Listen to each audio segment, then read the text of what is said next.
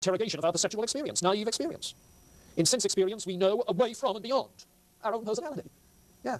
What I see here, now, is something there. Here, there. Concrete experience.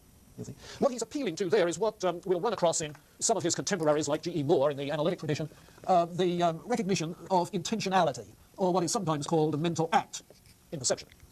Locke said that in perception the mind is passive. A blank tablet, just registering sense impressions. You see. Not so Whitehead, not so G.E. Moore and others. The mind is active, it's reaching out. We give attention to, we refer to, we select within for attention. You see. So that mental act of external reference, of spatial reference, of time reference, is ingredient to ordinary language, concrete experience. Again, saying that Locke's description of experience and its constituents is mistaken description, just ain't true. All right, so you get that then on page 89. The second reason at the bottom of 89 is that our historical knowledge tells us of ages past, when, as far as we can see, no living being existed on Earth. It tells of countless star systems. In other words, is good reason for something more. And the third reason on page 90, about 8 lines down, is based upon the instinct for action. Just as sense perception gives knowledge of what lies beyond individually, so action seems to issue an instinct for self-transcendence, acting beyond my subjective ideas. Now, you say, yeah, but Berkeley knew all about this, and he had his explanation. Well, you see, here, it seems to me, his Whitehead's argument is not in terms of empirical adequacy. Berkeley covers this sort of data. The argument is in terms of rational coherence.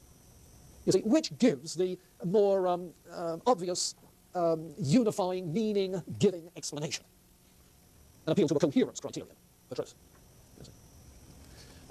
So that the reality of other space-time entities outside of any mind seems to make much more sense, to fit much more naturally with the concrete experience that we have of history, of action, and of mental intentionality. That is the case of Berkeley's speculative abstractions. So rational coherence. And then on 93 and 94, he begins to get where he was going all the time, at the bottom of 93.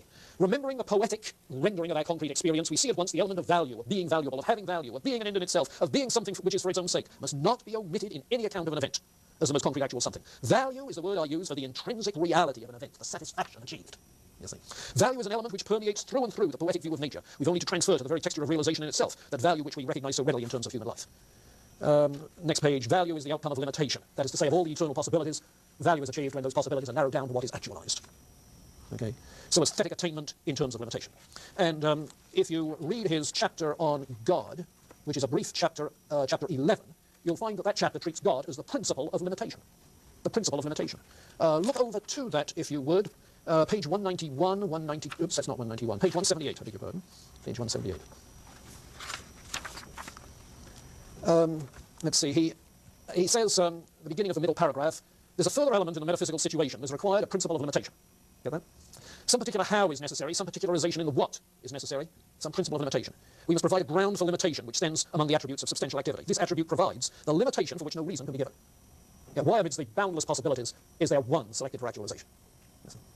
All reason flows from this. God is the ultimate limitation.